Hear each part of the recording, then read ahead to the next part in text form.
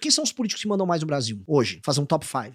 Era o Ciro Nogueira, o Rueda. Vamos botar o Lula, presidente da República. Vou botar o Alcolumbre, com certeza. Talvez... e o Kassab. Tirando o Lula, que é de esquerda, o que os outros têm em comum? Todos do Centrão. Todos do Centrão. Tem alguma posição política desses caras? Nenhuma. Tem algum projeto de Brasil? Nenhum. São todos, basicamente, caras do Centrão que ganham dinheiro com isso. Inclusive, eu fico curioso pra saber a sua opinião sobre se tem alguém realmente que manda no Brasil, dado o que o Vorcaro fez. Porque o Vorcaro, ele era um banqueiro de um banco pequeno, que ficou médio, e esse cara, ele comprou todo mundo. Porque tem gente de esquerda, tem gente de centro, tem gente da direita, ele basicamente comprou todo mundo. Eu pensei, cara, o Vorcaro fez isso sendo um banqueiro médio. O que alguém realmente com muito poder econômico, tipo, se o Elon Musk quisesse, ele comprava o Brasil, pô. Sim. Sim, o que o Vorcaro provou é que a ascensão, quando você dispõe de um fluxo de caixa recheado, que é o que eles fizeram com Crédito Sexta, isso alimentou os CDBs deles, e com caixa, com dinheiro na mão, você pode ir comprando quem você precisa comprar, e com base nisso você começa a gerar mais dinheiro. Ele entra num ciclo virtuoso, em que o grande ativo é a compra da autoridade. A autoridade é a chave que você abre pra você fazer mais dinheiro. Eu tava vendo, por exemplo... tô fazendo aqui um podcast pra meter provocação aí pra muita gente, pro Tarcísio. Tarcísio recebeu doação do Fabiano Zettel, ligado ao Vorcaro. O Tarcísio fez uma venda muito estranha da EMAI. Por que a EMAI foi vendida pro Tanuri, que é o sócio oculto, o verdadeiro dono do Banco Master? E por que um cara ligado a... Por que a Ambipar estava envolvida nisso e o cara da Ambipar foi parar na Sabesp, que foi privatizada também pelo Tarcísio? Por que o Tanuri, após comprar a EMAI, ele sai fazendo emissão de dívida e essa emissão de dívida foi utilizada pra comprar títulos do Let's Bank? Ele comprou uma estatal pra emitir dívida e comprar títulos do Let's Bank. Aí o mesmo Tanuri vai no Paraná do Ratinho, parceiro de negócios dele, e aí ele compra, foi a Copel, e fez a mesma coisa com, acho que não sei se foi o Will Bank ou com o próprio Banco Master. Ou seja, cada chave de acordo político que você abre uma porta em que você tem possibilidade para emissão de mais dinheiro e de dívida, e aí você vai rodando aquele sistema. Até uma hora que o sistema, essa pirâmide ia colapsar, e aí eles foram enfiar ou no FGC ou no BRB. Era o plano dele. Essa ascensão, a gente percebe que ela é muito fácil. Foi eu conversando até com pessoas no mercado financeiro, os grandes banqueiros brasileiros se assustaram. E se você reparar, o plano era perfeito se não fosse o Banco Itaú. Porque quem fez aquela famosa matéria do Piauí, que começou a falar, olha, tá acontecendo um negócio muito grande, que era o caso do Vorcaro, foi basicamente a mando da família dona do Itaú. E o Itaú falou, cara, isso aqui é inaceitável. E ele foi pra cima. E aí o sistema financeiro tradicional, normalmente Itaú, foi pra cima do Vorcaro, e aí entra a Rede Globo, e aí todo mundo vai olhando e falando, nossa, o cara comprou todo mundo. E essa é a verdade, ele comprou absolutamente todo mundo. E foi rápido e fácil. O que eu acho porque foi rápido e fácil? O escândalo do Master, ele acelera mesmo quando acaba a Lava Jato. E quando não tem mais prisão em segunda instância, e quando todo mundo entendeu que se não tem mais prisão em segunda instância, basta ter contatos no STF e no STJ, que você pode fazer os grandes negócios brasileiros e nada vai acontecer. Eu acho que foi essa motivação do... Pô, ficamos entre 2014 a 2020, todo mundo morrendo de medo que a Operação Lava Jato vai te pegar, todos os amigos foram presos, sabe? Os caras do PMDB foram presos, os caras do PT foram presos, tá todo mundo preso, Marcelo Debrecht foi preso. Puta, acabou, vamos voltar pra festa. Aí eles soltaram aquela energia roubalhenta deles, de anos de retenção, ali, e acharam nada vai acontecer. É por isso que o Alexandre de Moraes tinha um contrato lá com a Viviane Barsi, é por isso que o Toffoli entra no jogo, todo mundo entrou. É curioso que o valor que o Flávio pega pro filme seja basicamente o mesmo valor que o Alexandre de Moraes pega no contrato com a esposa dele. A gente começa a olhar essas coisas e fala, todo mundo entrou no game. E realmente todo mundo entrou no game. E os desenhos que é feito é para nada acontecer. Agora você falou uma coisa muito interessante que é, o sistema não vai querer se autorreformar. E não vai. Não vai. O desenho que está sendo feito por todos. Envolve os Bolsonaro, envolve o PT, envolve o próprio STF, saber quem vão ser os bodes expiatórios e vão ser jogados pro sacrifício para você ter o menor dano possível pros agentes. É um equilíbrio instável, é meio quase teoria dos jogos. Não pode ferrar muito pro Flávio, se não abre uma porta que vai poder ferrar muito para outro. Então, todo mundo tem que, aquela famosa ninguém solta a mão de ninguém, versão de esquerda a direita, de todo mundo envolvido. Então, acho que tem um equilíbrio instável. O que a gente precisa fazer? É a tese das contra-elites. Nós temos que formar uma contra-elite. E o que é uma contra-elite? Não é só o povo que resolve, porque o povo tá tomando detergente, e o povo tá, assim, o povo no Centro-Sul tá tomando detergente pro Flávio, e o povo no Nordeste tá agradecendo que o Lula vai dar um vale-gás. Ou seja, o povo, nunca é o povo que resolve as coisas. Você tem que formar elites, pessoas em posição de poder com esclarecimento, que vão ajudar a desatar esse nó. E aí, por isso que eu fico desesperado com galera de mercado financeiro, galera do empresariado, galera do agro, que não tem saco pra entender isso. Que se a gente organiza essas pessoas certinho, você começa a quebrar esse jogo. Como eu disse, o escândalo do Banco Master precisou de um Banco Itaú pra você desmontar. Esse jogo só existe porque o Itaú quis. E não é que o Itaú é lindo, maravilhoso, não tô fazendo defesa nenhuma do Itaú. É porque ele virou um problema pro Itaú. Que tal as pessoas terem uma visão mais de longo prazo? E que tal a gente organizar pessoas que na prática não têm poder? E sendo bem claro, qualquer empresário aqui em São Paulo tem muito menos poder do que um político do Maranhão. É um exagero em alguma coisa, mas proporcionalmente não tem comparação. Então, nós somos uma contra-elite. O Brasil produtivo é uma contra-elite. O Brasil que quer trabalhar e viver dos próprios recursos é um Brasil que tem que se rebelar contra esses caras. Por isso, quando eu vou no Nordeste, e por isso que eu cresci nas pesquisas no Nordeste, eu encontro um maranhense, eu falo, você tá puto, né? Você tá puto que você tá ralando e você tá vendo um cara do teu lado aqui vendo de Bolsa Família e arrumando um emprego na prefeitura. Ele tô puto mesmo. Tô pistola, tô com você. Então, esse cara é nosso aliado.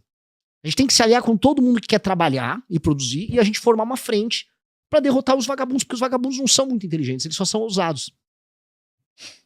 Cara, aproveitando que você tocou no Bolsa Família, o que é exatamente o mutirão anti-Bolsa Família que o Partido Missão ele defende? Como é que funciona? Nós precisamos de frentes de trabalho. A situação do Brasil, ela é uma situação desesperadora. Porque boa parte da... Veja só, o Brasil tá envelhecendo e essa força de trabalho, ela não tá sendo qualificada porque ela tem uma educação precária. Nós estamos indo muito mal em qualquer ranking internacional educacional e ao mesmo tempo a gente tá criando uma cultura de não trabalho para essas pessoas. Nós temos milhares, quiçá milhões de pessoas entre 20 a 35 anos, ou seja, no auge da sua capacidade produtiva, vivendo de auxílios. Pessoas de classe média, muitas estão preocupadas em pegar um BPC falando que são autistas. Eu entendo essa briga agora com agora os autistas de internet. Não, veja só, eu sou um autista, na verdade, tipo uma pessoa completamente produtiva, consegue se comunicar com os outros, mas ele quer um BPC, ele quer não pegar fila no avião, sabe? Cara, eu tive hernia de disco, né? Hoje eu faço jiu-jitsu, tô normal, mas eu poderia ter pego um BPC pra pagar mais barato um carro, por exemplo. É. Então assim, hoje existe toda uma indústria do não trabalho e pessoas produtivas estão entendendo que isto é uma possibilidade. Então, pessoas ao redor do Brasil entendem que o não trabalho, que a dependência do Estado, ela é uma possibilidade. E aí eu volto pro Maranhão, usando muito exemplo de lá, mas posso citar o Amapá, pode ser o Pará, pode ser o Piauí, o interior da Bahia, norte de Minas. Você tem agora gerações de pessoas, desde de 2004, 2005, quando começa o Bolsa Família, que já entendem, por conta da transmissão de conhecimento dos próprios pais, que o Bolsa Família é uma constante. É uma realidade. A existência dela parte do princípio de que o Estado ele vai ajudar ela em uma medida. Então, como é que você tira da cabeça da pessoa essa constante? Aí entra os mutirões.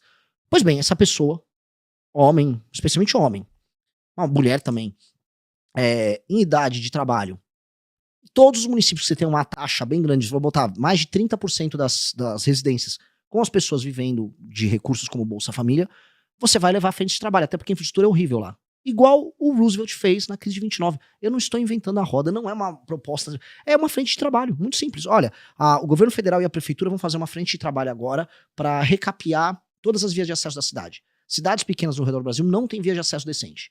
Não dá para escoar assim o milho que o cara plantou, porque é tudo esburacado. Vamos fazer isso?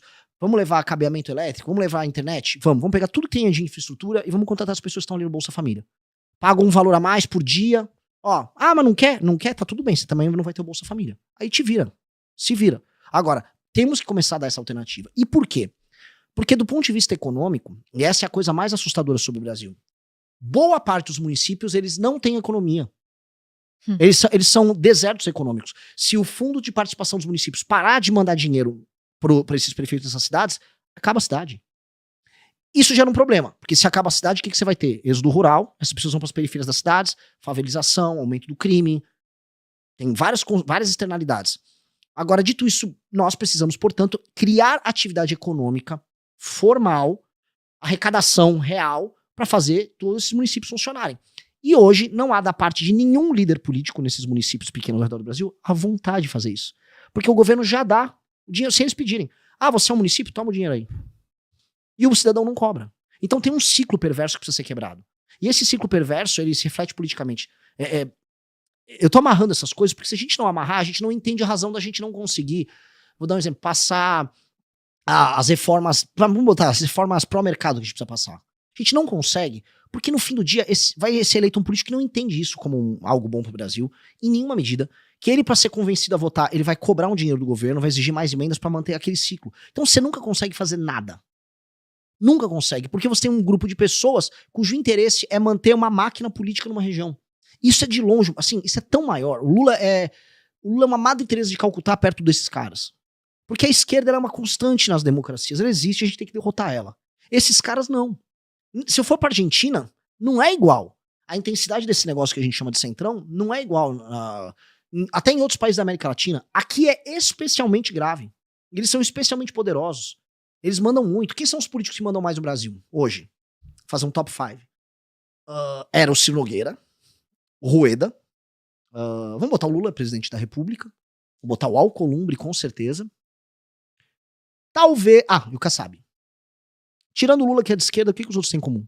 Todos do centrão. Todos do centrão. Tem alguma posição política desses caras? Nenhuma. Tem algum projeto de Brasil? Nenhum. São todos, basicamente, caras do centrão que ganham dinheiro com isso. Não é o Bolsonaro, o poder relativo do Bolsonaro é mínimo. O do Flávio é mínimo.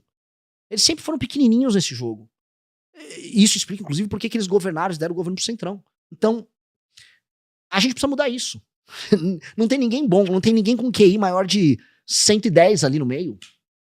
O Ciro Nogueira é um idiota, cara. É um cara que participava das festas do Vorcário e ficava voando com os caras de bet que pagava ele. Sabe, é isso, a gente vai pegar um paisaço como o nosso e vai jogar na mão desses caras. E joga. E ninguém quer discutir o que eu tô falando. Eu acho desesperador. É desesperador, mas a gente vai ter que resolver essa equação. O Ciro Nogueira também ficou muito famoso porque ele foi autor daquela emenda master. Sim. Ele pretendia aumentar o seguro do FGC, que é até 250 mil por CPF por instituição, e 1 milhão no volume global, para você usar ao longo dos anos, para 1 milhão por CPF por instituição. Então o esquema do Master, que no final lesou aí o FGC em coisa de 50 bi, poderia ser 4 vezes maior, entendeu? Seria bizarro, né? Isso chegou próximo de acontecer. Né? Felizmente não aconteceu. Mas seria um negócio, assim, dantesco. Né? Para entrar realmente no Guinness, como um recorde mundial, né? Cara... E ele ficou, lembra, você viu o vídeo dele? Ficou bravo que não passou. É um absurdo! Só os bancões não querem que o povo tenha uma garantia. Que é um malandro, cara. Agora você vai em Brasília falar do Ciro Nogueira? Cirinho, meu amigo. Todo mundo gosta dele. Molha a mão de todo mundo, provavelmente. Todo mundo. Alcolumbre hoje. Talvez o homem mais forte neste exato momento seja o Alcolumbre. Presidente do Senado. Cara, o que é um país governado pelo Alcolumbre, cara? Por que você disse que ele provavelmente é um dos nomes mais fortes? Por conta da questão dele, por exemplo, poder blindar o STF de problemas? Qual é a visão? Primeiro, ele é o... Se o STF tem superpoderes, ele é o cara que garante que o STF não tem encheção de saco pra ter superpoderes. Paralelamente, fazendo até o desenho daquela escadinha que eu falei, ele pertence a um estado muito pobre, cuja base eleitoral das pessoas é a compra de voto. Ele criou um aparato dentro desse estado, chega em Brasília com um eleitor que não cobra ele de nenhuma posição.